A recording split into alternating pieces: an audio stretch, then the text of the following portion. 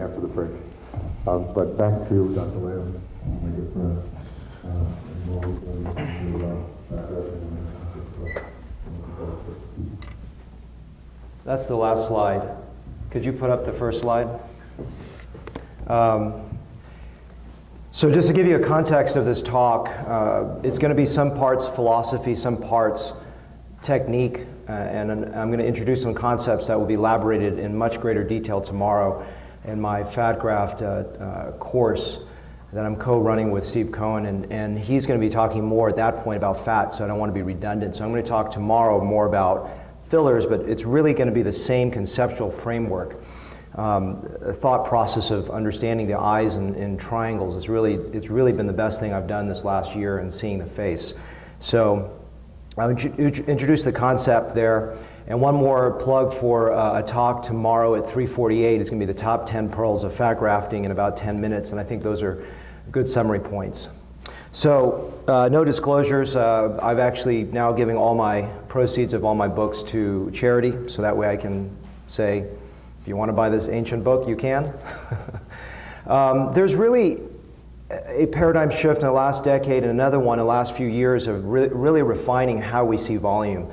And volumetric collapse, besides wrinkles and gravity, is a principal mechanism of aging. You know, I love seeing this photograph because if you look, it looks like the brows have fallen down. It looks like the skin is hanging, but if you look, the brows are at the same height. And maybe on her right, there's a little bit of descent of the skin or increased dermatochalasis, but on the left, it's actually retracted up. So typically, there's a very small component of actual gravity. For me, I do upper lefts, I do facelifts, I do chin implants and things like that, but the principal mechanism that I see is a deflationary mechanism from birth until death. Obviously, we don't want to overfill, and that's where we see a lot of these issues. Where I think a principal area that I've really loved in the past was the anterior cheek, and it's the area that I hate now. It is the one area that I almost put no volume into. And the reason for that is it's not all just because of it's a static issue, but in a dynamic state, it actually becomes really problematic because it looks too cheeky. And so I'm talking about migration to the perimeter of the face, and that's going to be much more detailed tomorrow. Today, it's just trying to get through some basic technique as well, so it's not enough time to do all that. But really, if I can help you understand, it's about framing and migration to the perimeter of the face, and that's been a huge thing. I even criticize my own work. Fat is bioactive. This is probably the most important slide you're going to hear today, which is the fact that this is not a bioinert substance. You don't put it in there and just think it's like a hyaluronic acid. It's going to change with metabolism. When people gain a lot of weight, there's going to be changes because you're taking it from an area of durability, which is the belly and the thighs. So you got to be very, very cognizant of that. If a patient is unstable with their weight, and I always say that I'm in Texas, which is one of the epicenters of obesity, you have to be very careful about their history of where they are in terms of their weight. So I'll inquire, what is your weight pattern? Oh, I just lost 150 pounds. And I've done that 3 times. But they're not a good candidate for fat grafting. They're a great candidate for an HA because they're going to be, safety always trumps aesthetics. And it can be, it's a body percentage issue. If you're only 90 pounds and you gain 10 pounds, it can look too full in your face. And I think by pulling down the amount that you put into the anterior cheek, it can really be a lifesaver in terms of these issues with changes in weight. Fat is permanent. People say, it's just this filler that goes in there, it's going to go away. It's going to go away. I love this idea, it's going to go away in 3 years. Well, how the heck did you come up with that? Fat is a graft. It's like a skin graft. Does a skin graft get up and walk away 3 years later? Or it's either going to take or it's not. It has variable take, but what takes holds. This is a lady 10 years out saying, she had some silicone and she said, hey, I need you to fix my lips. I do a lot of lip repairs. And I opened it up, I said, you had fat grafting. She says, how'd you know? I said, because I see it. It's all over the place. It's fat. I know what fat looks like. I know what silicone looks like. And she goes, oh yeah, I forgot about that, And so fat, this is 10 years out. Fat is viable. It's there. It is not gone. So once it takes, whatever the proportion takes, it will take and it will stay. So that is something you need to know. It is permanent. It is not a 3-year process. Now, they may age over it, which we'll talk about, but it is permanent. Now, multi-session fat grafting can be done. I don't advocate it only because I think that fat as a technique is not going to do everything. We'll talk about this in the next few slides. It's only going to address a certain amount of gain, which is a baseline fill for the face. So if you try to keep on stuffing it, one, you're going to be exhausted, two, you're not going to deliver on it, and the patients are not going to have a very good outcome. So, as you know, the cannula is really how I deliver fat grafting, and I believe since October 2010, when I started to incorporate micro cannulas in the office, my volume of fat, pun intended I guess, has gone down, and my volume of fillers has gone up quite a bit because I can micro finesse it. And over that last 5 years, you know, it's just sort of like in the Apple industry, Apple Incorporated, when they have a development in the Apple Watch that it feeds into their iPhone, the more I started to evolve my filler techniques, the more it starts to inform how I see fat. And the more I do fat, the more it informs how I do fillers. And the evolution of seeing is probably more important than technique. In fact, I would say it is more important because the technique is straightforward, but your vision of how you're seeing that face and using your right brain, that slide that was up, the last slide of my talk I always use, is seeing the face with your right brain. So fillers for something very small, you know, for a small degree of augmentation is great. When someone has a lot of depletion, such as with aging, I think fat is better. So metabolically stable and older, where they've proven themselves, right? Like when I do a hair transplant on someone who's 20 years old, they haven't proven themselves. I don't know how they're going to progress with hair loss. But if they're 40, I feel a lot more comfortable. Same with fat. The older you are, the more metabolically stable, the longer track record you have. I liken it to stocks. The longer history I can look at, the better snapshot I can figure out how safe you are as a candidate for the procedure.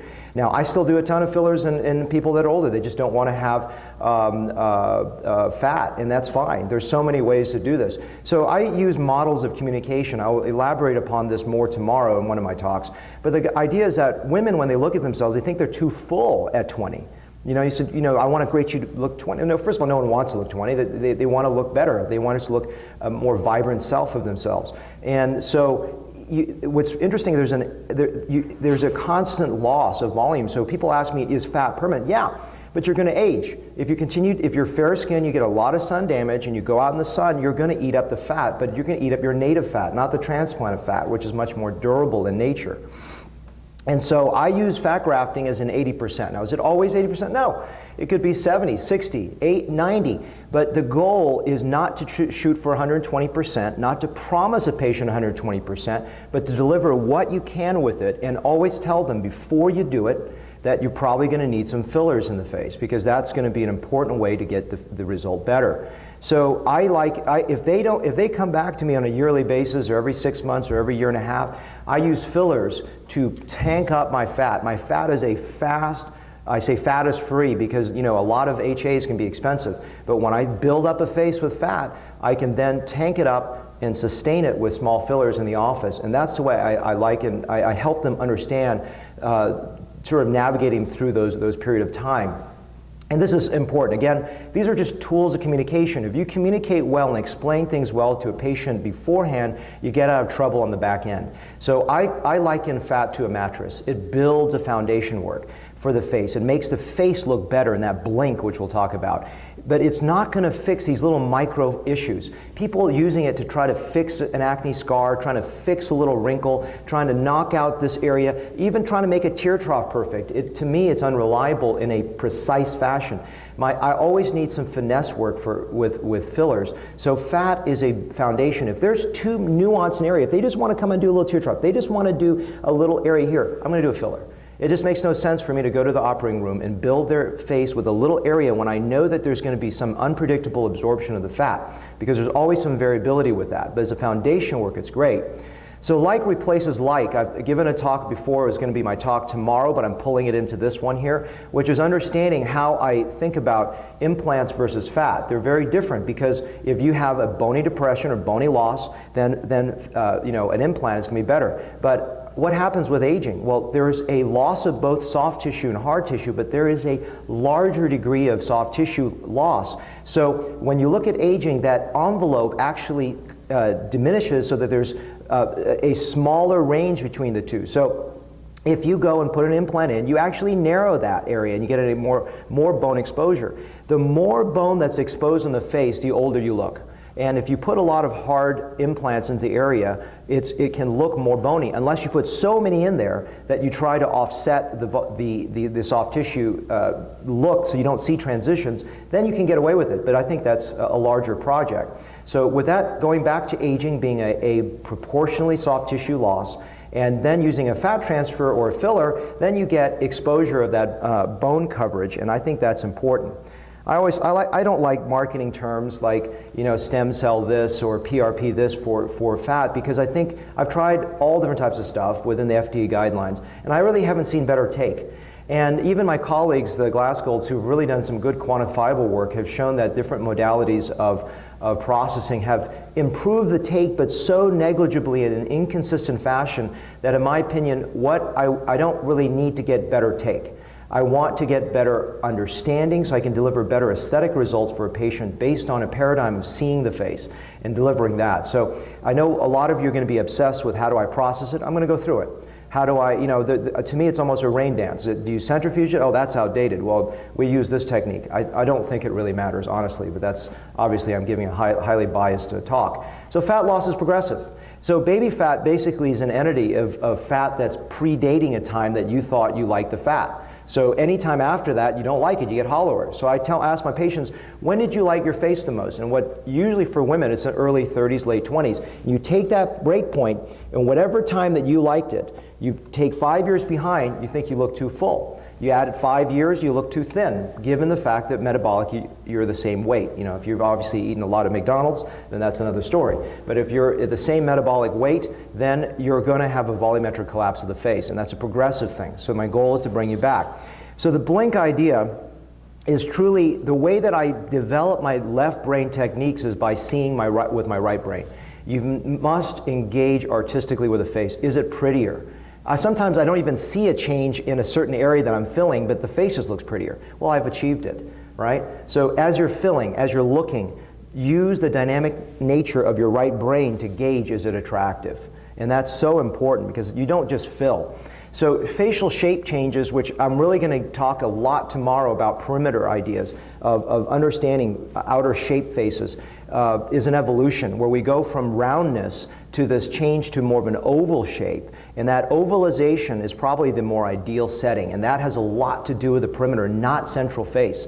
So I'm trying to get people away from the central face. Now, of course, every day I'm working on the central face, but we forget the perimeter. Perimeter meaning temple, perimeter meaning subzygomatic arch, zygomatic arch, meaning pre-gel sulcus, and occasionally out lateral low in the mandible, but not often. So this is the idea of these perimeters. This is going to be elaborated upon in quite a bit of detail tomorrow morning with the 10-minute video. So with showing you how I do my technique, step by step, real time, no editing, which I think is important. It's almost like you came to visit my office. People say, can I visit your office? I say, no, I'll shoot you a video. You'll be as if you're standing in front of me. So this is the triangle idea, and this is the most important idea I've come up with this year. I'm really happy with it, and I love dealing with outer brow fills. I love dealing with inner tear trough fills. I realize I'm missing it. Where are my patients when they come back and I'm seeing failure? Why are they still not looking so good? It's inner brow and it's outer canthus. And why is that? Here's the reason why. The brow starts to look like it's sloping, right?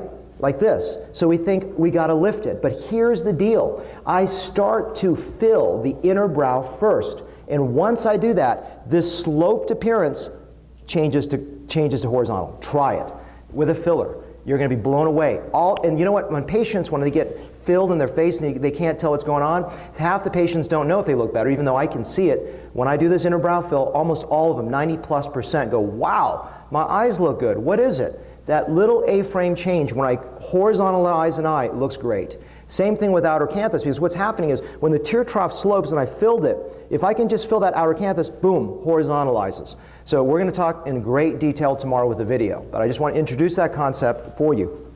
These are some fat graft results. This is taking a rhinoplasty, but this is just taking some shaping of the face. It's heavy. You don't make it heavier, so you're more conservative in total volumes. This is a face today that I probably would have done with fillers because she doesn't have that much volume loss. Now, it still is a great result with fat, but I don't know if I would necessarily, I would probably tell her today if she were in consultation, I would say, let's do some fillers. I think we're going to get that same result for you. This is a lady that I touched up with some fillers. We'll talk tomorrow about fat versus fillers, and I'll show you a result where she's native fat plus fillers. And this is a result that I think she looks a little cheeky in the front, and maybe I would have put, I've seen her now years out and she looks great, but I probably would have put a little less in the front cheek. Maybe same thing here, but you know, she's so volumetrically depleted. This is a case where I think fat would succeed more than fillers, but I'm going to need to touch it up with some fillers. And if you see, this is an old photo, that inner notch here that I missed, I haven't seen her for a few years now, but I would love to go and touch that little inner brow up because it'll change the slope of the brow. Hope that makes sense. Same thing here. I'm looking at all these photos which are a couple of years old, and I look at that and say, hey, boy, I need to fill that little inner brow. But you can see this is a face that's too thin, and I can widen it proportionally. Same thing here. So sometimes you want to narrow a face by proportionally filling central face. Sometimes you want to widen it to create the best results, and clearly this needs a lot of widening. Story of twins. So the concept here is if you look, hopefully you can see that photo, there's something about the twin on the right that just looks younger. And she's not had any, the one on the left has not had anything done. And if you look, you can't tell what it is, but their folds are the same, the brows are about the same height, but it's the way that light shines on a shadow. So when you look at a face, you gauge, is it better? And sometimes I'll look on a Facebook and I'll see a mother-daughter and go, why? What is going on? If you don't study nature and figure it out and constantly rethink the world, you won't deliver better results. And so that's the puzzle and how fun it is. But if you go back and look at her when she was in her early 30s, you see that the envelope you've created is closer there. Light is everything. It's so important to understand that sometimes, you know, if you feel like you look like Nick Nolte after a bad bender. But the idea is that light always strikes down from the top down, whether you're outside or inside. That's why I don't use flash when I photograph. But you say, well, then you must get too much shadows. No, you take a very small room that has very large bank of top-down lights, and it simulates how we read each other's face. You cannot see volume well with these fill flashes. Get rid of them, because you're not going to be able to see your work. And patients are going to say, I don't know what happened. That's because you've obliterated your work. So it's about understanding light, and the more you understand light, just like a good photographer, you'll understand how to deliver better results and better communication of those results. So that's all that's showing here. Longevity. I do a lot of hair restoration. So when I think about hair, I think about how does hair grow? Hair takes a while to grow because it has to go through a process of blood supply attainment. And that primary, secondary inosculation, neovascularization has got me to think about how fat has longevity. I've presented this before. So sometimes swelling looks good because it stretches all the wrinkles out, but then it evolves. And if you look at your results without rushing to fill it, even with fillers, you can see the evolution of that result. So 1 week too full, a month maybe too full, 3 months maybe better, maybe not, 6 months it's starting to shape again. And look at your results, photograph them consistently, and you can see this is besides neuromodulators, I haven't done anything else. This is just an evolution of that change that's so important to watch it. And so what I typically do is I don't like doing touch-ups with fillers for at least 6 months unless they've got a major event, they got to go to something. I usually like to wait 9 months to a year if possible to touch up my fat. But I touch it up with fillers, not fat. That was the point of the earlier slide. Donor dominance. This is an idea in hair, which is that if we take hair that's not going to be programmed for loss and move it to the front, it's not going to be lost. So that is the same thing with fat. Donor is highly robust in the belly and thigh area. So that's an area that you have to be conservative with total volume because it can be problematic with metabolic changes. So I believe fat has that same donor dominance. It has a positive quality, which is retention. It has a negative quality, which is the fact that it's going to be too robust if you overfill it or try to achieve perfection with that single modality. And I don't really care to improve take. So you can ask me afterwards, you know, these are the questions people ask me after a talk, and I just try to address them during the talk, which is I don't need to improve better take. I use fillers to finesse my work. And that's important. You sort of not just think, well, I'm a surgeon, I have to do everything surgically. Well, look at today there's such an amazing ability to do things surgically, non-surgically. And the blend and the combination of those two technologies, I think gets better results than trying to force it through one paradigm or one modality of therapy. How I do it. So it's just step by step walking through it. Don't worry about the complicated lines. The idea is that every single shadow point should be covered. And I don't do isolated fat grafts where I'm just putting a little under the eyes or I'm just putting a little in the cheek, because my goal is to alter that blink effect. And for me to do that, I've got to hit every little area that I humanly can based on vision of seeing what's there. Harvesting the fat, pretty straightforward. The same detail, the same thing that's in the book. I told you I make no profits off this, so I can now just tell you, look here, this is what I do, and I'm just passionate about making sure that education is there. So you got to go through this little fascial plane when you're inner thigh. You don't want to see the flickering of the cannula in that area. That's the trickiest area to harvest, inner thigh, but pretty straightforward to harvest. So these are just the equipment. Everything is in the book. Nothing fancy. I'm just going to hand harvest it. I do this under general anesthesia, and the reason I like that, patients have no pain. I don't have to put any anesthetic in the face, and that allows me to see better. It allows me to be very fast with this. I can get this done in an hour, and they have less edema postoperatively. So I know it may be overkill to some to think, I could do it under light sedation, but they're moving. I have to put a lot of infiltration of anesthetic, and I don't like that. So once I've harvested this, I go ahead and just replace the cannula with the cap, and I take the plunger off the backside, cap it, and then sterilely centrifuge it for 3 minutes at 3,000 RPM. Doesn't matter, you can do it for 2,000 RPM, 2 minutes. It's all a bit of voodoo, make sure it's balanced, comes out. There's the supernatant, infranatant. Always pour out the supernatant first, then dump out the infranatant. If you don't do the opposite direction, you're gonna have a problem. You can wick off the oil. I actually don't do this anymore. It's not critical, but you can do that for a few minutes. And then you dump it into a 25 cc syringe. And then the key here, obviously, is you need to slowly slide the fat column back so you don't squirt it across the room, let the air come out. And then that's an easy way to transfer it, so you don't have to deal with all the 10 cc's. You do it has a female end, and you're just going to transfer over to the 1 cc Luer lock syringes. And then just put the cannula on. Always have the patient's photographs in the room so that I can review them. And so when you're filling a face, the other question is how much are you looking at what you're filling and how much are you thinking about beforehand what you need to fill? It's about, for me, 70% pre-visualization, and it's about 30% making some small adjustments on the table. So I think that it's better to pretty much have a plan, like a rhinoplasty before you walk in. I pretty much know how many cc's I'm going to place in the face. And how do you do that? It's just experience, building a pre-visualization plan. And I use a 1.2 millimeter tulip cannula. They don't pay me to say this. I don't make any money off them. But I like their instruments, and I don't use the 0.9 anymore. I think the 1.2 allows me, it's like the workhorse for everything. Only time is if I'm doing a little rhinoplasty, I'll use the old Coleman curve one. But pretty straightforward. For the harvesting, by the way, I just use a bullet tip. Actually, the Glasgow did some really good studies and showed that the bullet tip actually has better take than the ones with the little micro holes in the front. So I've been using it, and I've actually hated using the other harvesting cannulas. I just like the standard Coleman bullet tip. What plane do you place it in? And this is what we're going to go through step by step. And it's just pre-visualizing the depth. So it's just deep, sort of in the middle, and then anywhere in the superficial area. So this is not as much, it's a bit voodoo to try to tell you it has to be in a muscle plane, it has to be in this layer. Only probably in the lower eyelid do you have to be cognizant of where you're working, and we'll show a short video of that. So filling the inside, I don't go more than about 1.5 cc's. You don't want to overfill this. You want to be very careful, and the trick with this is I'll show you a photo in 1 second. This is just filling the outside with 1.5 cc's, and this is just always use your hand and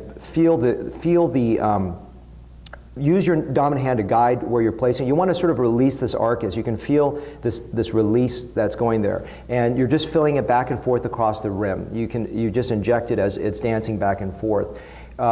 People always ask, how do you feel this? How do you do this? Well, here's the thing. When I started this, I just started with fat. But start with some HAs. That way, give the patient a discount and feel that. And if you start going, oh, this is so easy, then you can start progressing the fat. Because people get all these complications with lower eyelids. It is safe, it's easy, it's reproducible. Don't overthink this. It's not that hard. I'm a faculty in Mike Nyack's course in St. Louis for the last decade, and with cadavers and some Vaseline, it's amazing how you can actually feel that, to do that. And again, I don't get any money for anything, so I don't want you to I think I'm promoting a course, but that's sometime in September, I believe.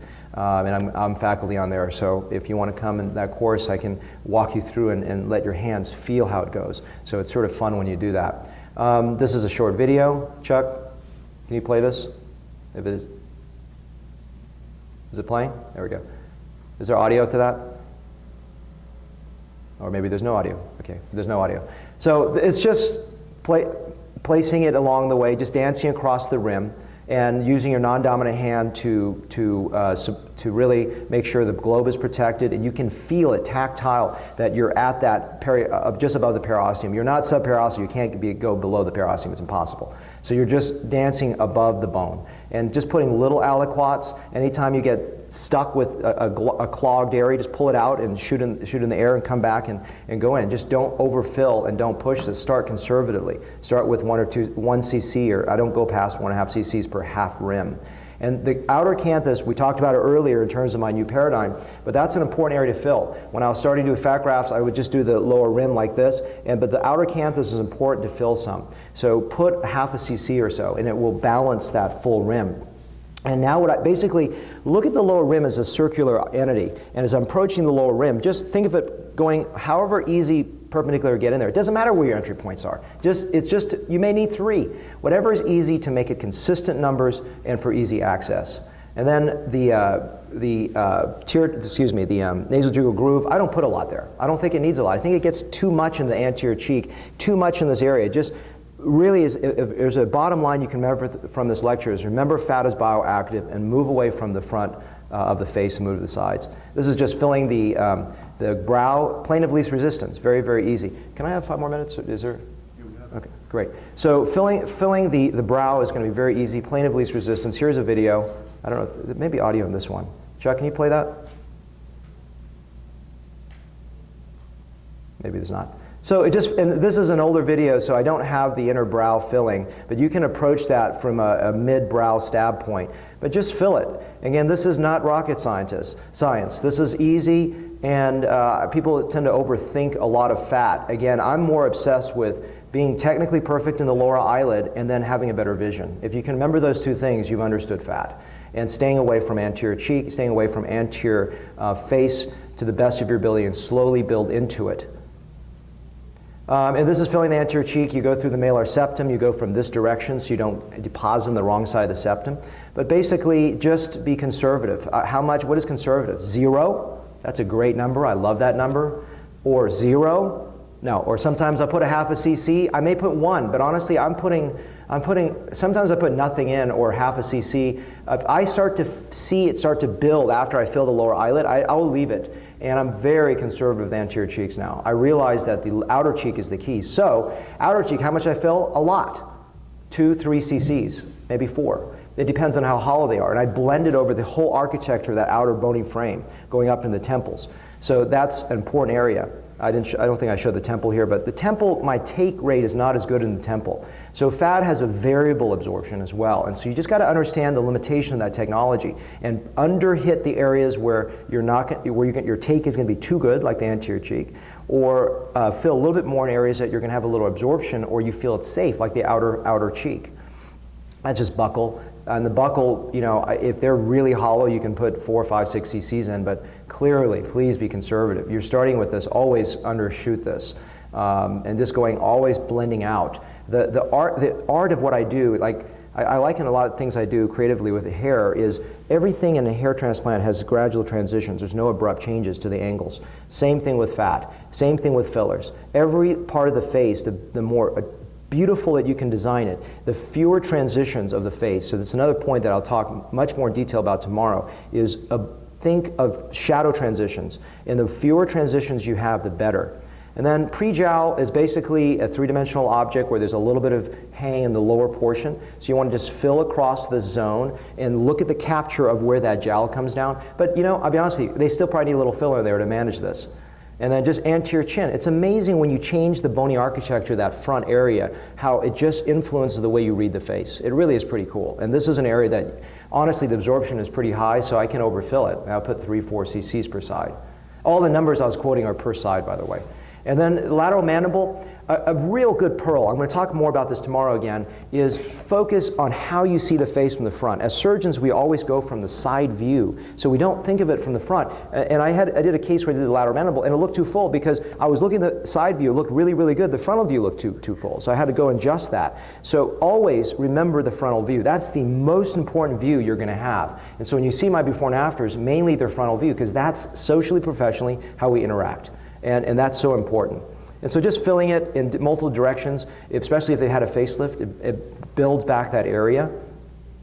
And then I like what Bill Little out of DC says about filling linear deficits from a perpendicular perspective. I do that with a malar septum, I do that with the lower eyelid, and I do that with the nasal labial groove. And a lot of it where I'm putting is this canine, which is the upper recess of the fold. So how much I put in there, 2 or 3 cc's. You have to be careful if it can contribute to too much anterior cheek push. So this, in the past, I would say you could fill this with impunity. Today, I would say be careful, probably no more than 1 to 3 cc's per side. And this is just showing the nasolabial groove portion. And this is a patient afterwards. I don't use bandages. I don't use anything else. And they do look crazy for 7 to 10 days. I tell them, you're going to not recognize yourself. And you can look at some videos on my website of psychological counseling I do for my patients, and maybe you can emulate some of that because communication afterwards and before is so important. It's probably the #1 thing. And that's why I'm trying to help you guys understand this by hopefully communicating a little better.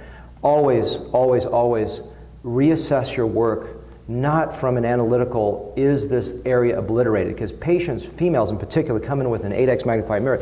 I need that area filled. Who cares? I need to reframe their thinking. My goal is to make you look better in a social professional context. If I don't do that and I'm just knocking out a fold, I get bored getting up in the morning doing silly things like that. In addition, I'm going to overfill something because I'll never get it right.